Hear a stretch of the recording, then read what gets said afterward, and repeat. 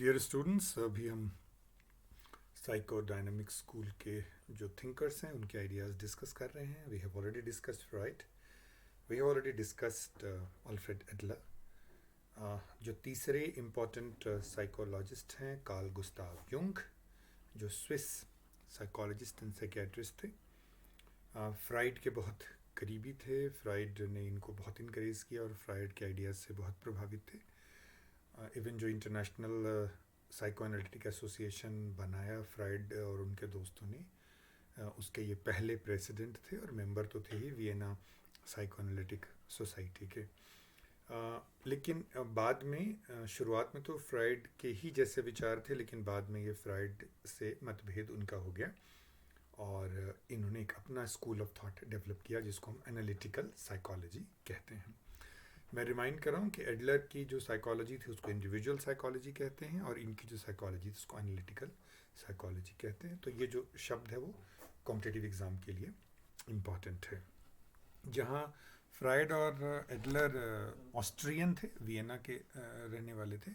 ये एक Swiss psychologist थे, लेकिन ये काफ़ी क्लोज रहे फ्राइड के. जैसा मैंने कहा, बाद में ये अलग रास्ते पे चल पड़े और इनका जो एनालिटिकल साइकोलॉजी का जो बेसिक आइडिया था वो था इंडिविजुएशन, जिसको उन्होंने डिफ़ाइन किया कि ये पूरे जीवन भर चलने वाली मनोवैज्ञानिक प्रक्रिया है, जिसमें जो व्यक्ति है वो अपने आप को अलग स्थापित करने के लिए कॉन्शियस और अनकॉन्शियस जो एलिमेंट्स हैं उसके एग्जिस्टेंस से उससे वो निगोशिएट करता रहता है. और अकॉर्डिंग टू यूंग यही जो है वो ह्यूमन डेवलपमेंट का बेसिक टास्क है, टू डेवलप दैट इंडिविजुएशन. जो इनसे जो कुछ क्वेश्चंस आते हैं वो इस पॉइंट ऑफ व्यू से आते हैं कि जो साइकोलॉजी के कुछ बड़े ही इम्पॉर्टेंट टर्म्स हैं वो इन्होंने ही इसको इंट्रोड्यूस किया और बाद में इस पर रिसर्चेज स्टडीज़ हुई हैं. उसकी सूची आप इस स्लाइड में देख रहे हैं. Synchronicity, archetypes, archetypal phenomena, the collective unconscious, psychological complex, extraversion, introversion. जो आपको याद होगा कि पर्सनैलिटी थ्योरी में, जिस पे हम आगे वीडियोस करेंगे, एक्स्ट्रावर्जन इंट्रोवर्जन बहुत इंपॉर्टेंट और वेल रिसर्च्ड थीम है, बट इसको इंट्रोड्यूस जो है वो कहीं ना कहीं यूंग ने किया है. दो कॉम्पिटिटिव एग्जाम की दृष्टि से आपको इसमें से दो कॉन्सेप्ट समझने बहुत ज़रूरी हैं, कलेक्टिव अनकॉन्शियस और आर्केटाइप्स. तो जो मैंने क्वेश्चंस देखे हैं यूंग से, खासकर एचपी टेट में, वो आर्केटाइप से जो है वो क्वेश्चंस देखे हैं. तो आपको वो वाला कॉन्सेप्ट तो समझना है ही, बाकी भी आप इसको समझें. देखिए, ये फ्राइड को के सपोर्टर थे. तो इवन आपको मैंने पहले भी कहा है कि फ्राइड जो थे वो ओरिजिनल थिंकर थे साइकोडायनेमिक स्कूल के, और एडलर,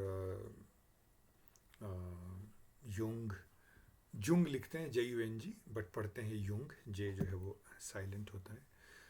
उनके अधिकतर आइडियाज़ इन्हीं से मिलते हैं. तो उनसे कंपैरिजन से शुरू करते हैं. देखिए, लिबिडो आपको याद होगा फ्राइड के हिसाब से बेसिक लाइफ फोर्स था ये, लेकिन फ्राइड जो थे वो लिबिडो को देखते थे ये साइकिक एनर्जी का फॉर्म है जो सेक्सुअल ग्रेटिफिकेशन से लिंक्ड है. लेकिन यूंग कहते थे कि लिबिडो जो है वो जनरलाइज्ड साइकिक एनर्जी है, जिससे बाकी हर क्षेत्र में बेहतर करने के लिए एक मोटिवेशन मिलती है और रेंज ऑफ बिहेवियर को प्रभावित करता है, न कि सिर्फ सेक्सुअल एनर्जी को. तो पहला जो अंतर आप देख रहे हैं को लिबिडो के नेचर और उद्देश्य को लेकर के. दूसरा, फ्राइड जो थे वो कहते थे कि हमारा जो अनकॉन्शियस है वो जिन डिज़ायर्स को, जिन स्मृतियों को, जिन इच्छाओं को, वासनाओं को हमने दबा लिया है, उसका जो खजाना है, उसका जो भंडार है वो अनकॉन्शियस है. यूंग कहते हैं कि ये जो खजाना है छुपा हुआ, रिप्रेस्ड मेमोरी का जो भंडार है, वो इंडिविजुअल से भी लिंक्ड है और हमारी कलेक्टिव एंसेस्ट्रल पास्ट से भी लिंक्ड है. ये बहुत इंपॉर्टेंट कॉन्सेप्ट था. कलेक्टिव अनकॉन्शियस मतलब, जहाँ तक फ्राइड के हिसाब से एक ही अनकॉन्शियस होती है जो पर्सन में होती है. ये बोलते हैं कि नहीं, जो अनकॉन्शियस हमारी पर्सनैलिटी का है उसमें कुछ एस्पेक्ट तो पर्सनल है, जिसको वो कॉम्प्लेक्सेस भी शब्द इस्तेमाल करते हैं, साइकोलॉजिकल कॉम्प्लेक्सेस, जिसके बारे में अभी हम आगे देखते हैं. बट बहुत सारी चीज़ें कलेक्टिव अनकॉन्शियस है. फॉर एग्जाम्पल मैं कुछ उदाहरण दूंगी आपको। तो जैसे अंधेरे से डरना या सांप से डरना, लेट से, अब ये हमने सीखा तो है नहीं, वो पता नहीं सदियों सदियों से पूरी मानवता डरती रही है। तो वो जो हमारा कॉमन एंसेस्ट्रल पास्ट है, जो हमारा भूतकाल है, हमारे पूर्वजों का, हमारे पूरी मनुष्यता के इतिहास का, उसकी कुछ जो कॉमन इमेजेस हैं across culture, across civilisation, across time, वो कहीं ना कहीं छाप, उसका छापा हमारे मस्तिष्क पे पड़ जाता है, इम्प्रिंट जो है ना, उसकी छाप पड़ जाती है। और उन्हीं एंसेस्ट्रल कॉमन शेयर्ड इमेजेस को ये आर्केटाइप्स कहते हैं, और उसका जो सोर्स है उसी को ये कलेक्टिव अनकॉन्शियस शब्द इस्तेमाल करते हैं। तो ये बहुत इम्पॉर्टेंट डिफरेंस है जो फ्राइड और जुंग में है, कि फ्राइड जहाँ तक पर्सनल अनकॉन्शियस की बात करते हैं जिसमें अनएक्सेप्टेबल रिप्रेस्ड डिज़ायर्स होती हैं, यूंग कहते हैं कि पर्सनल अनकॉन्शियस तो होता है लेकिन उसके साथ साथ कलेक्टिव अनकॉन्शियस भी होता है जो हमारी लाइफ को प्रभावित करती है। और बिहेवियर का जो कारण है, फ्राइड तो कह रहे हैं कि पास्ट एक्सपीरियंसेस हैं, यूं कह रहे हैं पास्ट एक्सपीरियंस तो है ही, साथ में जो हमारी फ्यूचर एस्पिरेशंस हैं, सेल्फ एक्चुअलाइजेशन की, सेल्फ को पाने की, इंडिविजुएशन की, तो वो दोनों मिल करके हमारे बिहेवियर को जनरेट करते हैं। आपको मैं रिमाइंड कर रहा हूँ, एडलर कह रहे थे कि इंफीरियरिटी से बाहर आने की प्रक्रिया में ही हम बिहेवियर को डेमोन्स्ट्रेट करते हैं। तो आप ये तीनों में अंतर आप देख सकते हैं। बट जो मेन अंतर मैंने आपको स्पष्ट किया यूंग और फ्राइड का, वो यही है, लिबिडो की प्रकृति दोनों के हिसाब से अलग है, नेचर ऑफ अनकॉन्शियस अलग है, और बिहेवियर का जो कारण है, फ्राइड कहते हैं पास्ट एक्सपीरियंसेस, यूंग कहते हैं past experiences plus future aspiration. ये उन्होंने ये डायग्राम नहीं बनाया है, वे यूंग के विचारों के आधार पर जो उनकी माइंड की जो स्ट्रक्चर है वो ऐसे बनती है। देखिए, इसमें हम सबसे पहले बाहर से शुरू करते हैं। कॉन्शियस जो लेवल है, वो ईगो वाला जो लेवल है, ये लगभग फ्राइड से मिलता है। कॉन्शियस के नीचे जो अनकॉन्शियस का पार्ट है, उस वो कुछ कुछ फ्राइड से मिलता है, क्योंकि आप देखेंगे कि कॉन्शियस के ठीक नीचे पर्सनल अनकॉन्शियस है, जिसमें अकॉर्डिंग टू यूंग कॉम्प्लेक्सेस हैं। कॉम्प्लेक्सेस किसी चीज़ के बारे में जो फीलिंग्स, थॉट्स, इमोशंस हैं, उनका जो टोटल हिस्सा है, सम टोटल जो कुल योग है, वो पर्सनल अनकॉन्शियस है। बेसिक डिफरेंस ये है कि अकॉर्डिंग टू यूंग, फ्राइड के हिसाब से कॉन्शियस के जितना नीचे पर्सनल अनकॉन्शियस होता है, एक्चुअली यूंग के हिसाब से वो उतना दूर नहीं है, कॉन्शियस के बिल्कुल पास पर्सनल अनकॉन्शियस है ये। लेकिन जैसा मैंने कहा कि पर्सनल अनकॉन्शियस से भी गहरा जो है वो कलेक्टिव अनकॉन्शियस है। कलेक्टिव अनकॉन्शियस मैंने अभी आपको बताया कि जो हमारे ह्यूमन एंसेस्ट्री है, एंसेस्ट्री समझते हैं ना, कि हमारे जो पुरखों का, हमारे पूर्वजों का, हमसे पहले जो इस दुनिया में मनुष्य हुए हैं, उनकी सिविलाइजेशन, उनकी लाइफ की जो important images, ideas, thoughts, emotions हैं, वो कहीं ना कहीं उसकी छाप हमारे मनोमस्तिष्क पे भी पड़ती है। इसीलिए आप कई चीज़ों को आप यूनिवर्सली देखते हैं, है ना। तो उसमें उन्होंने बहुत सारे इमेजेस ढूंढे, उसको उन्होंने आर्केटाइप्स कहा है। आर्केटाइप्स कई तरीके के हैं, बट 4 आर्केटाइप्स जो हैं अभी आप इसमें देख रहे हैं, मैं थोड़ा उसको आगे डिस्कस करूँगा। पर्सोना, एनिमा, एनिमस और शैडो, इसके बारे में मैं भी नेक्स्ट आने वाले स्लाइड्स में डिस्कस करता हूँ। तो आपको फ्राइड और यूंग की तुलना आपको इससे भी स्पष्ट हो रही होगी। आपको जो मेन चीज़ याद रखनी है वो याद रखनी है कि कलेक्टिव अनकॉन्शियस का जो आइडिया है वो यूंग का ओरिजिनल कॉन्सेप्ट है, और उसके बारे में भी हम देखते हैं। तो मैंने आपको पहले भी बताया था कि कई टर्म्स साइकोलॉजी में इन्होंने शुरू किया, आइए उन टर्म्स को एक बार देखें। एक टर्म इस्तेमाल किया है उन्होंने, सिंक्रोनिसिटी, जिसको आप मीनिंगफुल कोइंसिडेंस कहते हैं। मतलब आपको लगता है कि ये सब संयोग वर्ष है, बट उस संयोग के पीछे का जो लार्जर डिज़ाइन है, देखो ना, संयोग कब कहते हैं, जब कोई कॉज इफेक्ट रिलेशनशिप नहीं दिखता है लेकिन उन दोनों में मीनिंगफुल रिश्ता दिखता है, that is known as synchronicity. Complex, psychological complex, ये भी शब्द जो है वो साइकोलॉजी में बहुत आगे डेवलप हुआ, बट इसकी जो शुरुआत वो यूंग की है। अकॉर्डिंग टू यूंग, कॉम्प्लेक्स का मतलब क्या है, ये जो आपके पर्सनल कॉन्शियसनेस, अनकॉन्शियस लेवल पे होती है। Collection of thoughts, feelings, attitude and memories. एक कॉन्सेप्ट से जुड़ी हुई जितनी thoughts, feelings, attitude and memories हैं, इनके कुल योग को उसने कॉम्प्लेक्स का। आर्केटाइप्स, ये सबसे इंपॉर्टेंट टर्म्स है। ये यूनिवर्सल है। आर्काइक, आर्काइक मतलब बहुत प्राचीन। आइडियाज और इमेजेस हैं जो हमारे कलेक्टिव अनकॉन्शियस से आती है, जो हमारे देखो ना, कलेक्टिव अनकॉन्शियस, ये आर्केटाइप्स तो एक अलग इशू है जिस पे अभी हम बात करते हैं, लेकिन आपने भी फील किया होगा कि there is something called collective unconscious. हमको लगता है, जैसे मुझे बचपन से लगता था कि जैसे मैं फिल्म देखने गया तो सिनेमा हॉल में 500 लोग हैं, तो मेरे दिमाग में ख्याल आता था कि मुझे लगता था कि मेरी इच्छा हो रही है फिल्म देखने की, बट कम से कम 500 लोग हैं जिनको उसी टाइम इच्छा हो रही है। फिर जब मैं ट्रेन में बैठा कहीं जाने के लिए, तो पूरी ट्रेन भरी हुई। तो मुझे लगता है कि मुझे ही दिल्ली से चंडीगढ़ आना है, बट हज़ारों लोग वही चीज़ सोच रहे हैं। तो कहीं ना कहीं कलेक्टिव अनकॉन्शियस तो है। ये बोलते हैं कि जो कलेक्टिव अनकॉन्शियस के जो यूनिवर्सल इमेजेस हैं, यूनिवर्सल आइडियाज़ हैं, वो जनरेशन टू जनरेशन छपते रहते हैं लोगों के मनो मस्तिष्क पे, और वो आगे ट्रांसफर होती जाती है। तो जो यूनिवर्सल आइडियाज और इमेजेस हैं उसी को आर्केटाइप्स कहते हैं। जैसे the moment I use the word mother, तो मदर कहते ही एक इमेज, एक सेट ऑफ आइडियाज आपके दिमाग में है, बिना किसी ट्रेनिंग के, बिना किसी एक्सपोजर के। तो वो अकॉर्डिंग टू यूंग वो एक आर्केटाइप्स हमारी universal consciousness, universal collective unconscious से जो है वो लिंक है। इसको आप कंपेयर कर सकते हैं फ्राइड के इंस्टिंक्ट से। तो साइकिक लेवल पे वो इंस्टिंक्ट जैसा है जो हमें ड्राइव करता है आर्केटाइप्स जो है। तो कहीं ना कहीं एक अनस्पेसिफिक, इन्नेट, इन्नेट समझते हैं ना आप, जिसके साथ आपका जन्म होता है। You don't learn, you simply gain it, है ना।